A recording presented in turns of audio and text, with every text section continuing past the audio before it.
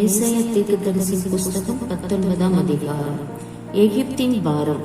இதோ கர்த்தர் வேகமான மேகத்தின் மேல் ஏறி எகிப்துக்கு வருவார்.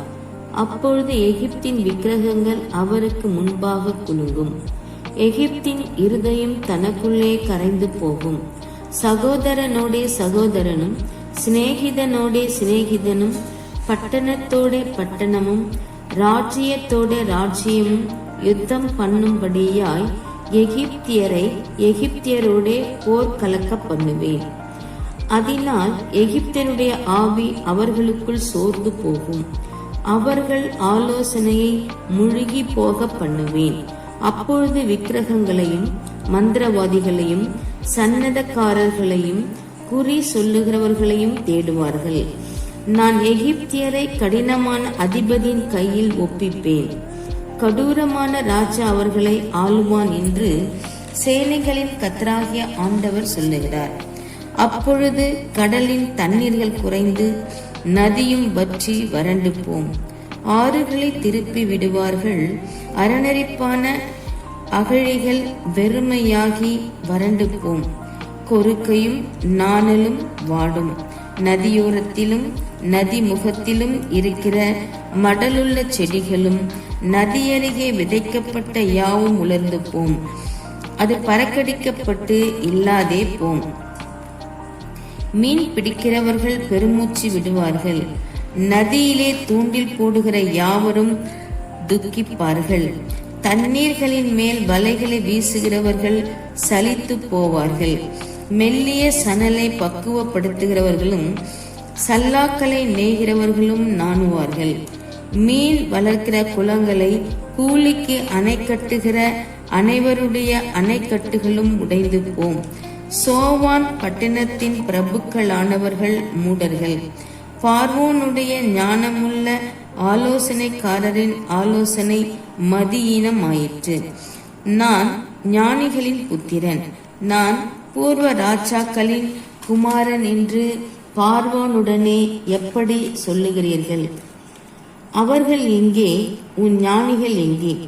சேனைகளின் கர்த்தர் எகிப்தை குறித்து பண்ணின யோசனையை அவர்கள் உனக்கு தெரிவிக்கட்டும், அல்லது தாங்களே அறிந்து கொள்ளட்டும். சோவான் பிரபுக்கள் மூடரானார்கள். நோப்பின் பிரபுக்கள் மோசம் போனார்கள். எகிப்தையும் அதன் கோத்திர தலைவரையும் வழி தப்ப பண்ணுகிறார்கள். கர்த்தர் அதன் நடுவில் தாறுமாறுகளின் ஆவியை வரப்பண்ணினார். ஆனது கொண்டு வெறியன் வாந்தி பண்ணி தள்ளாடி திரிகிறது போல அவர்கள் எகிப்தை அதன் எல்லா செய்கையிலும் தள்ளாடி திரிய பண்ணுகிறார்கள். எகிப்தில் தலையாகிலும் வாளாகிலும் கிளையாகிலும் நாணலாகிலும் செய்யும் வேலை ஒன்றுமிராது. அக்காலத்திலே எகிப்திய பெண்டுகளைப் போலிருந்து சேனைகளின் கர்த்தர் தங்கள் மேல் அசைக்கும் கையசைவினாலே அஞ்சி நடுங்குவார்கள்.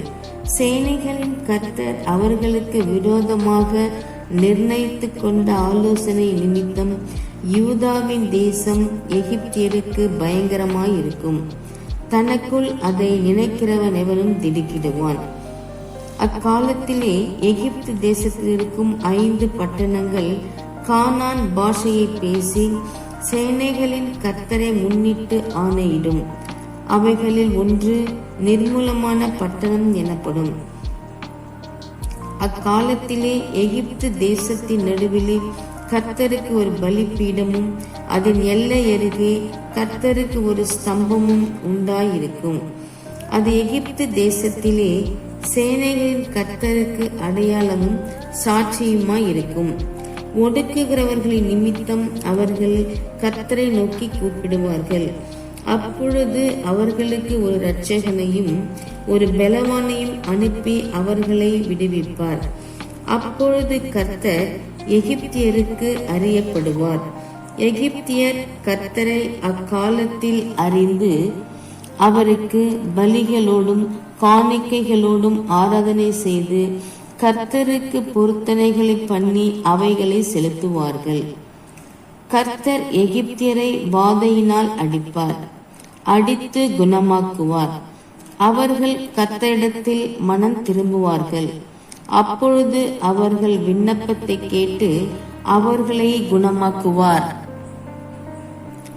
அக்காலத்திலே எகிப்திலிருந்து அசீரியாவுக்கு போகிற பெரும் பாதை உண்டாயிருக்கும். அசீரியர் எகிப்திற்கும் எகிப்தியர் அசீரியாவுக்கும் வந்து எகிப்தியர் அசீரியரோடும் கூட ஆராதனை செய்வார்கள். அக்காலத்திலே இஸ்ரவேல் எகிப்தோடும் அசீரியாவோடும் மூன்றாவதாக பூமியின் நடுவில் ஆசீர்வாதமாய் இருக்கும்.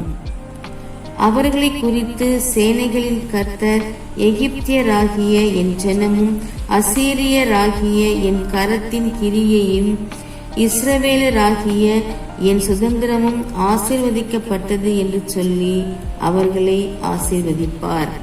ஆமேன்.